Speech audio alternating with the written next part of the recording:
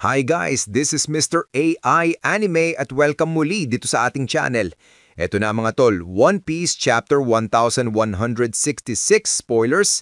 Bago tayo magsimula, huwag kalimutang mag-subscribe at i-like ang video natin dahil napakalaking tulong niyan sa ating channel.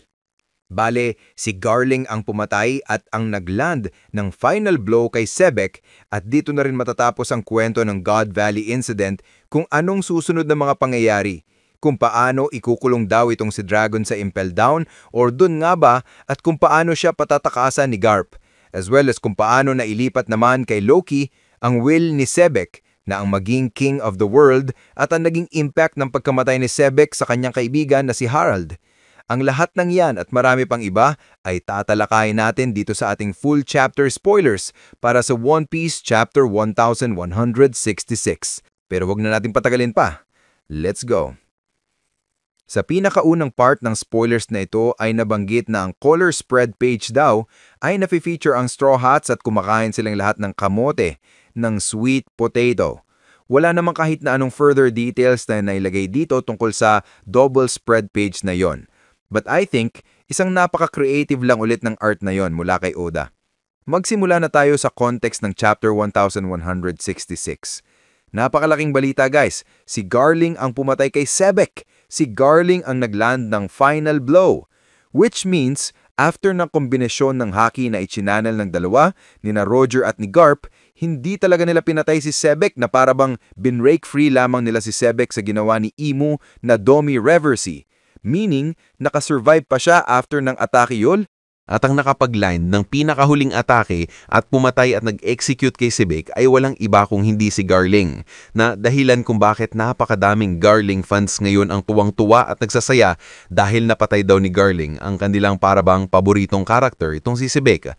Pero napakarami din ang kumukontra dahil it's as if 1 HP na daw itong si Sebek, kaya madaling-madali na lang talagang itong patayin ni Garling.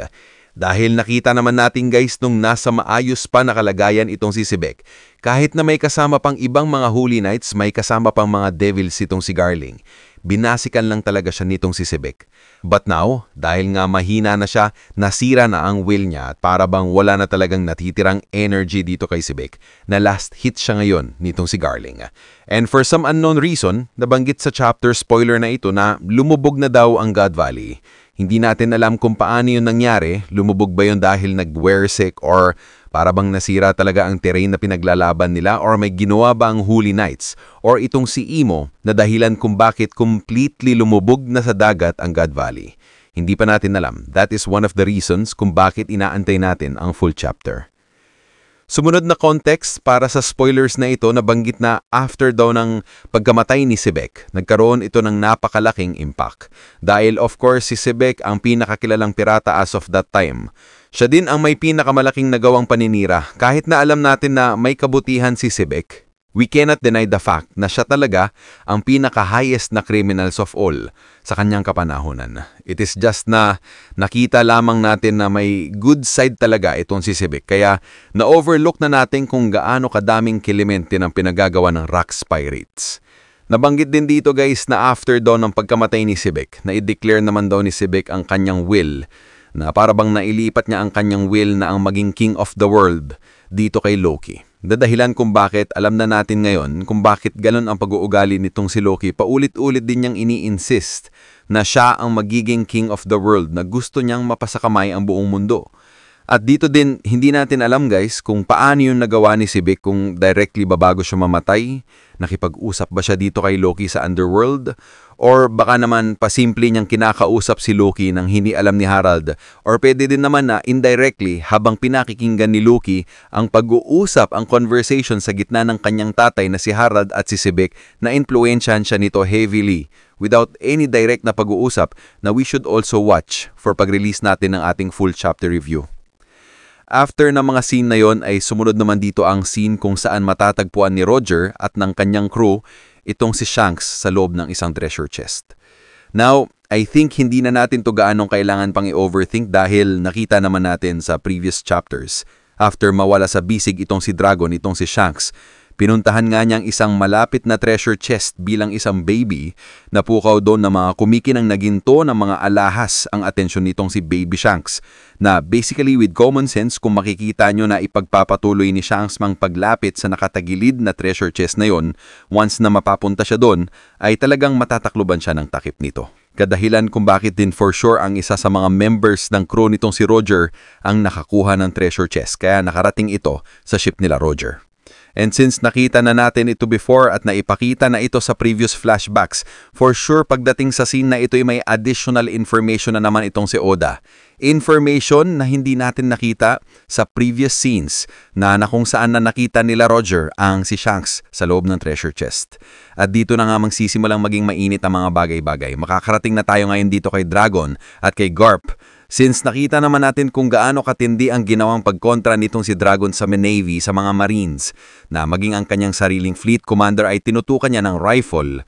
Ito ang naging dahilan kung bakit pinatawan siya ng karapat-dapat na punishment. Ipinakulong daw itong si Dragon. Now, napakarami ng mga leakers sa loob ng Twitter, official leakers guys, na nagbibigay ng hint bago i-release ang official leaks. Nabanggit ng iilan sa kanila na itong si Dragon daw ay ipinatapon sa Impel Down. Which I cannot say for sure, unlike yung official leaks na ito, wala namang nabanggit dito tungkol sa Impel Down. But eventually, habang nakakulong daw itong si Dragon, ay binisita siya ng kanyang tatay na itong si Garp. At sa hindi inaasah pagkakataon, isang bagay na hindi nyo din siguro ine-expect guys, pinakawalan daw nitong si Garp, si Dragon. Ngayon, hindi natin alam sa dami-dami ng ginawang kasalanan nitong si Garp, paano pa siya hindi napaparusahan. And also, this is very sketchy guys. Dahil alam nyo naman na galit nga itong si Garp dito kay Dragon, pero bakit niya basta-basta pakakawalan ito? Isang bagay na alam kong itinatanong nyo din sa isipan nyo guys. Pero ang sagot lang dyan, malamang is that nang pakawalan niya siguro ang kanyang sariling anak mula sa pagkakakulong nito, hindi niya in-expect na bubuo ito ng panibagong organization na gagawa ito ng Revolutionary Army. Now, as for the very last context ng spoiler na ito, nabanggit na at the end of the chapter, pinutol nitong si Harald ang kanyang sariling mga sungay after niyang malaman kung ano ang nangyari kay Sebek, after niya matuklasan ang kanyang genuine friend na itong si Sebek na nagpakilala pa nga sa kanya ng kanyang tunay na pangalan na Davy DeVick ay patay na. Hindi natin alam kung ano ang dahilan directly, but most likely it is the guilt na ginawan pa niyang masama itong si Sebek na ang plano lang talaga ni iligtas ang kanyang pamilya. Napakarami din ang ginawa ni Sebek na sacrifices para lamang ma-recruit siya, pero sa pinagtangkaan niya pang buhay nito para lamang sa kanyang sariling personal gains. But in the very least, alam na natin ngayon kung paano naputol ang mga sungay nitong si Harald. At ang rason nun ay walang iba kung hindi si Sebek. So ayun ang kabuuhan ng video natin, at kung nagustuhan mo, ay huwag mong sanang kalimutang mag-iwan ng like at subscribe dahil napakalaking tulong na niyan para sa ating channel. Maraming salamat. This is Mr. AI Anime and see you guys again on my next video.